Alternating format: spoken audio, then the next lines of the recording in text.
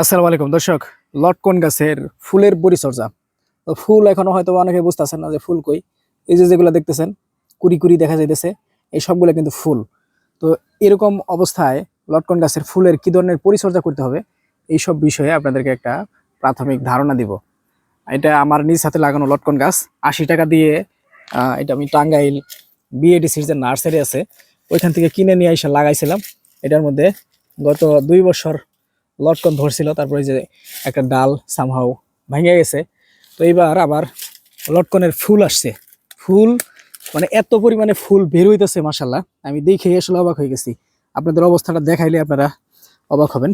দেখেন এই যে একেবারে গোড়া, এখানে গোড়া, এই যে এখানে ফুলের কুড়ি দেখছেন, এগুলো বড় হইতেছে সবেমাত্র। এই যেগুলো সব ফুলের কুড়ি, হ্যাঁ এগুলো আস্তে আস্তে বড় হইয়া একেবারে ঝোপা ঝোপা লটকন হবে। এটা মধ্যে একবার ধরছিল, ছোট্ট ছিল গাছটা, তখন প্রচুর পরিমাণে ধরছিল। এই দেখেন ফুলের কুড়ি, এই যে ফুলের কুড়ি ডাল দিয়া এদিকে আপনার এই যে এই পর্যন্ত এখানে, হ্যাঁ এইখানে শেষ না, আরো দেখাই।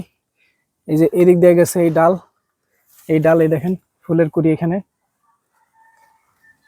দেখা যাইতেছে কি, ক্যামেরা কেমন জানি ঘোলা ঘোলা হইলো। এই দেখেন এইখানে এই পর্যন্ত, হ্যাঁ। তো পুরা গাছেই এরকম প্রচুর পরিমাণে কুড়ি বের হইতেছে। তো এই সময়ে কোন ধরনের পোকার আক্রমণ হয়ে গেছে আমি সেগুলো নিয়ে একটু আলোচনা করব। দেখেন এই যে এইদিকে, এইদিকে এই দেখেন,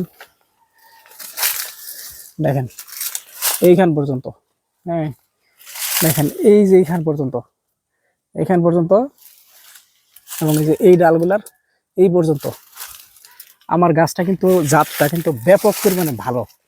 দেখেন এই যে এই পর্যন্ত, এই যে ফুলের কুড়ি দেখা যাইতেছে, এইখান থেকে নিয়ে এদিক থেকে নিয়ে একেবারে গাছের গোড়া পর্যন্ত ফুলের কুড়ি।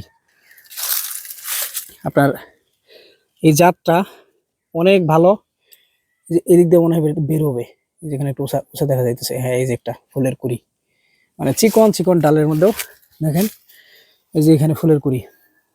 আমি যখন প্রথমবার আসছিল, ফল আসছিল, তখন ভিডিও দিছিলাম, তখন আমার কাছে অনেকেই এই গাছের চারা চাইছিল। এই জাতটা আসলে অনেক ভালো, সত্যি সত্যি অনেক ভালো। আমি চারা বিক্রির কোনো বিজ্ঞাপন দিতেছি না, আমার কাছে কোনো চারা নাই।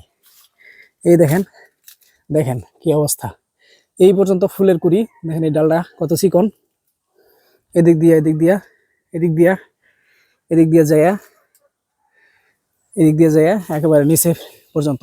তো সবগুলা গাছে ডালে একই অবস্থা।